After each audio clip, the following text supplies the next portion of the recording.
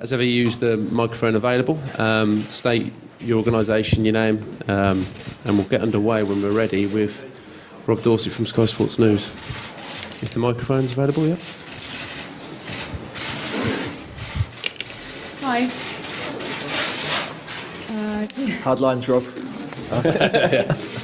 We'll come to you next. Yeah. Sorry. English first. Sorry, that's rude, isn't it? Gareth, it's been quite a difficult preparation for you with the injuries you had before and during the camp. How are those that remain? Well, we had three. Obviously, Luke reported had to go straight back. With Danny Rose, Danny Welbeck, Alex McCarthy, they all came with injuries. We were hopeful that we could get them up to speed for the second match, but they've followed a rehab programme and probably not going to progress quickly enough. So those three have gone back to their clubs. Zlatko, their manager has just announced his starting 11. Do you feel like you can do the same, or is there anybody you'd like to tell us that is definitely going to start? What's the rules? We don't have to do it until an hour before. Yeah, we'll leave it with that. England have never played behind closed doors in an empty stadium before. What are you expecting from that?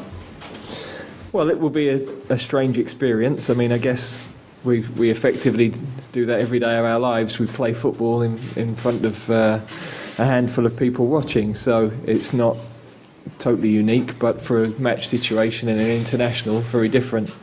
I'm sure Croatia feel the same, for them not to have the encouragement of what is an incredibly passionate support will be very different for them.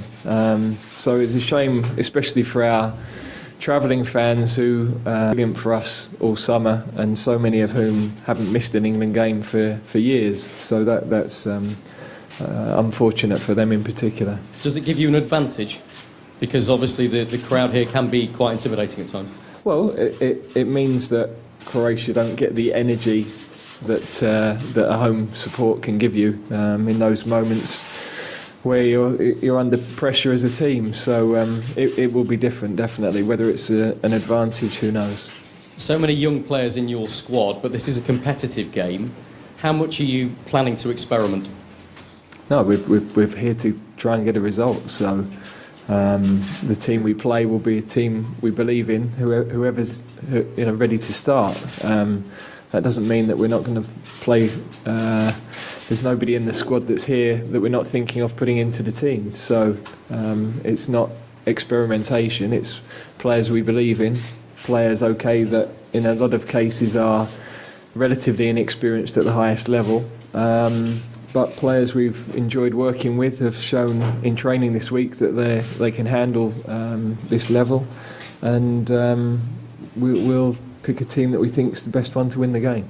Last one from me. Harry Kane, for his club and maybe towards the last few games of the World Cup, at times was dropping deeper, it seemed, to sort of try and get involved and get the ball a little bit earlier. Is that something you're encouraging? Is it something you've discussed? No, Harry, since I've worked with him as a young player, at times played as a number 10 and at times played as a number 9. So there's always been part of his game to drop in, to link. Of course, in the summer, him and Raheem, with Raheem's pace, it often worked that Harry was the good one to drop in deeper and link the play, or Raheem did it. We like them to be fluid in that way, and I think that can cause opposition defences problems because you're a bit less predictable. OK, before we move on to the next question, if we can politely ask the photographers to move away from the front, and we'll commence with the press conference, starting with Andy from the BBC. Hi Gareth, Andy Swiss, BBC News. As you say, it's going to be a slightly strange atmosphere. Have you done anything specific, if you like, to help the players prepare for that? And bearing in mind how quiet it's going to be in the stadium, there can be some colourful language on the football field. Have you told the players perhaps to be a little bit careful about what they say? Well, we've spent 2 years encouraging them to speak, so to stop them from speaking to each other now would be slightly detrimental to what we're trying to work on. I think it's for the television companies to decide where they put their microphones. It's something we can't prepare for, other than that we train in the same sort of environment every day of the week, and so that's as much preparation as you could possibly need, really. Okay, next question. Back there.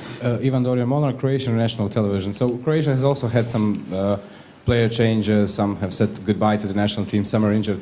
How do you see this team compared to this one 3 months ago? Very strong, you know. Obviously, then Kovacic was on the bench. You have Kramaric coming back in. So we know that Rebic and Perisic, two very strong attacking players. The midfield is as strong as anything in the world, really. So really, I think you're missing your first choice right back, but the team is very, very strong, as it proved in the summer. So it's a really good test for our team. Okay, next question. Welcome Simon Peach here. Just at the front there. Just going to ask Gareth, Southgate has passed away today this morning. Yeah, very sad. I mean, he's had a good innings at 94.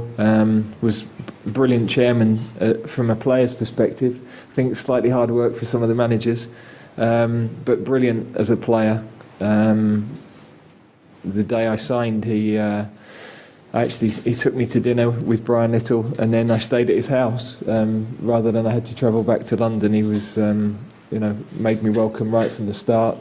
Was hugely passionate about the club. When you look at his period in charge, not only were we always competitive in top six, but owned their own training ground, fantastic training ground and ground, had no debt when he sold it on. So he was a fantastic custodian for the club, and very sad to hear the news. Okay, next question. Any further questions for John Stones? No, we'll finish it there. Thank you very much.